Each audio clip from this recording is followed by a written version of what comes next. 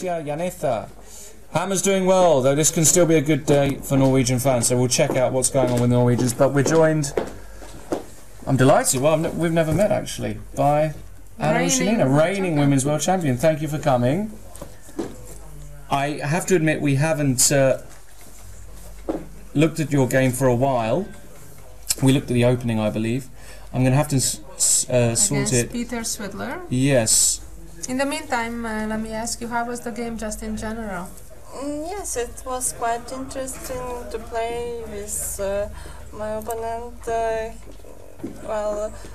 I think maybe I chose not the best variation, and in the middle game I missed one move, and after that I think white is much better.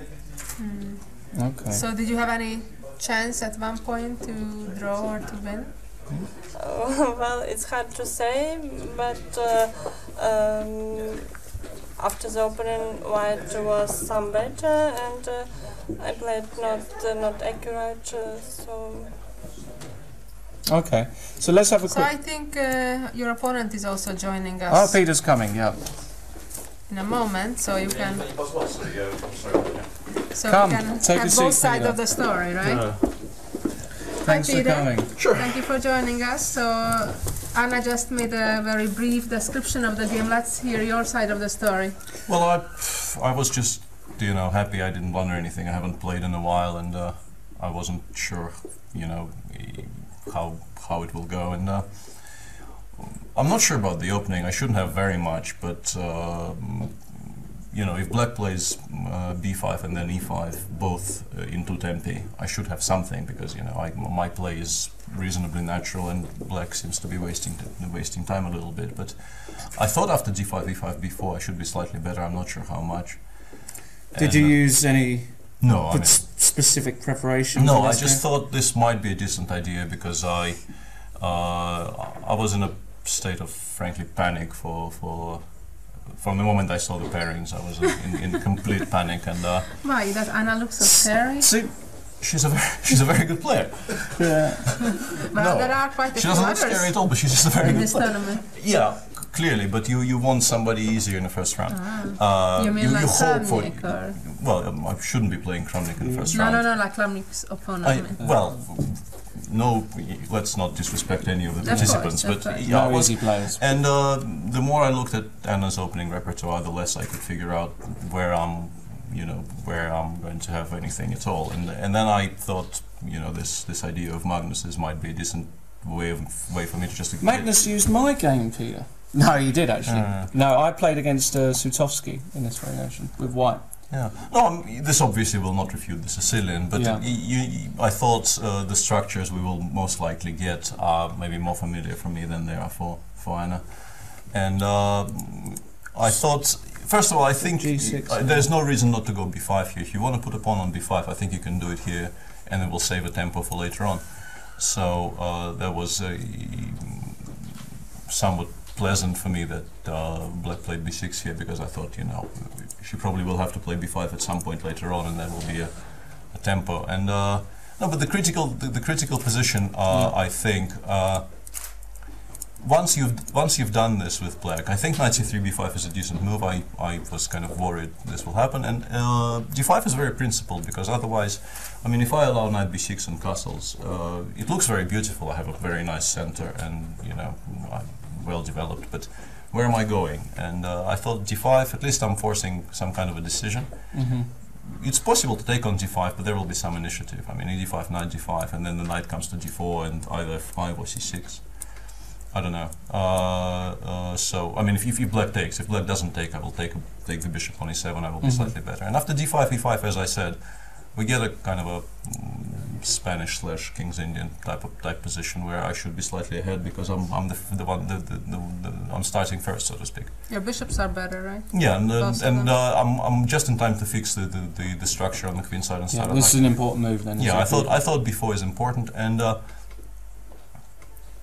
So I'm playing white and black in this game. Yeah, no, don't worry about that. That's the real screen there, Peter. We've got it, just a slight glitch in this, but no. No, and I'm not sure. I mean, black can start with, let's say, rook c8, but I'm not sure this is useful. And actually, I quite like Anna's reaction. I mean, castles takes, and bishop c8. It looks very strange, but the bishop on c8. I mean, on b7 it does absolutely nothing, and the counterplay with, let's say, knight e8 f5 here, I think, is too slow. And this way, black forces me, because what I would like to do, obviously, is to play knight g2, knight c4, and if I get this in, I will be doing very, very well. But after knight g2, I think knight rook b8, or maybe even immediately knight b6 is very unpleasant here, because bishop g4 becomes an idea.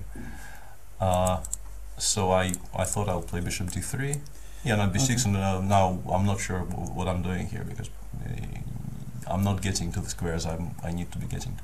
Okay, so bishop d3, yeah. Rook b8 I think is a good move, because once again you forced me to play bishop g2, and now the knight will never come to g2, and knight e8, knight b2, and I think knight b6 is an excellent move, because otherwise, once again, if black allows the knight to come to c4, I think there will be trouble.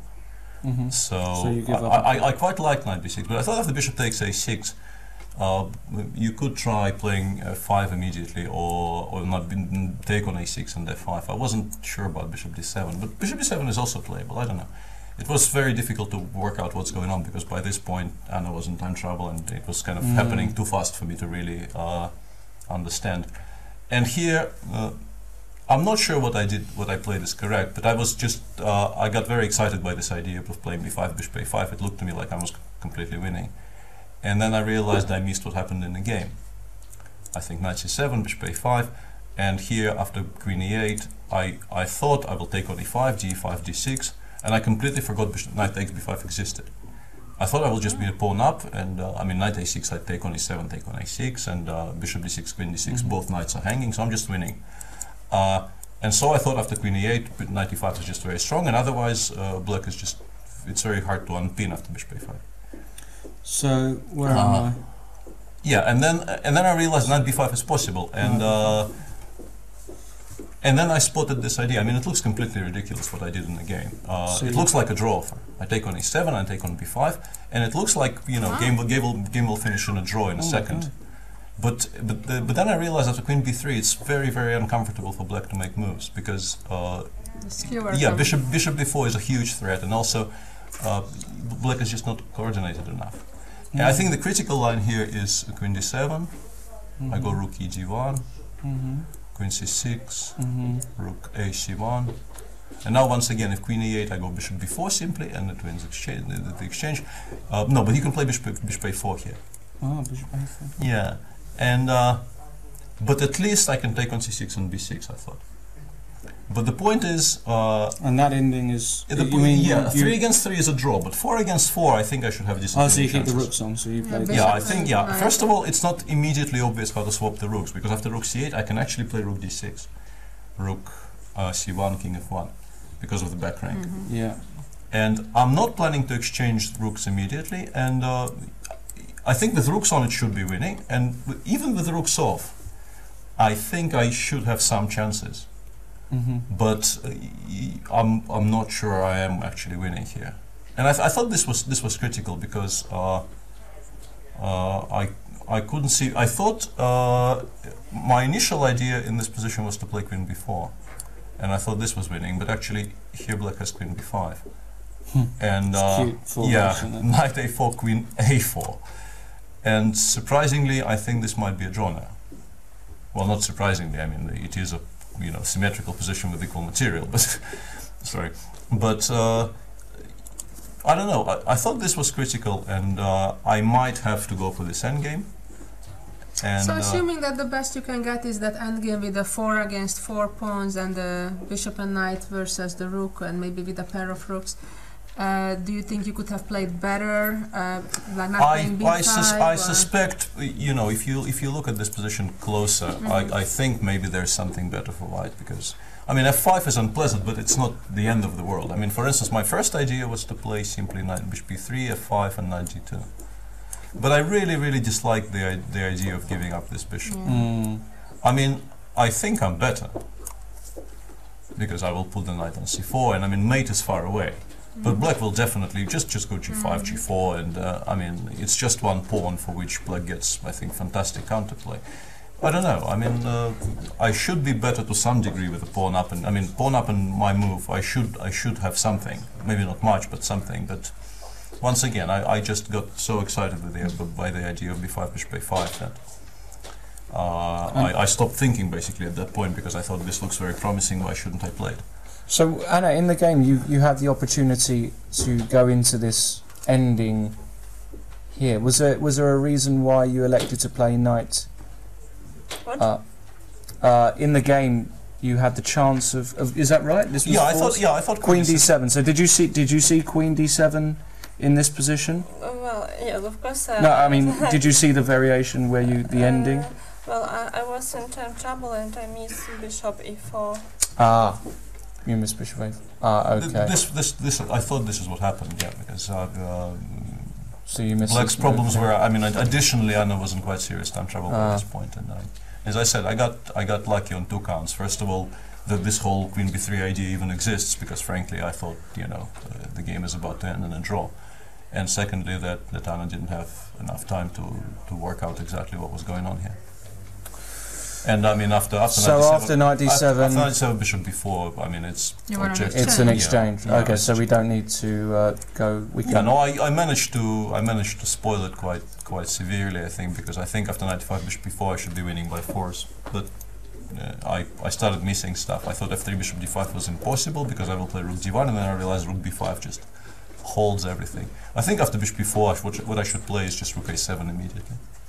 I think it should end, one move previously. I think rook a7 should just win on the spot. Because if f6, f3, that was... I almost played it already, and then I decided to... back rank's huge, isn't it? Yeah, no, I mean, the moment I forced black to play f6 and I have knight d7 next move, the game just finishes, so... I saw this, and then I thought, why do I need this? Because after f3, black will have to play bishop b7 anyway, and then I'm just winning. And after bishop d5, it seems like black is coming out of the corner, but I mean, the evaluation doesn't really change. I'm not winning by force, but I'm still winning because it's impossible for black to get properly coordinated. I was slightly surprised Anna resigned, but I mean, the final position is kind of bad. I mean, some precision will be required. Black can play, I don't know, king g8 here, and I mean, game looks bad. Though, yeah, game continues, but it's not fun. I should be able to convert this advantage somehow. So Anna, tomorrow you have to, you know, show this guy a few things, you know. But wish you both best of luck, and thank you for coming. Thank you. Thanks for coming, Peter. Okay, so.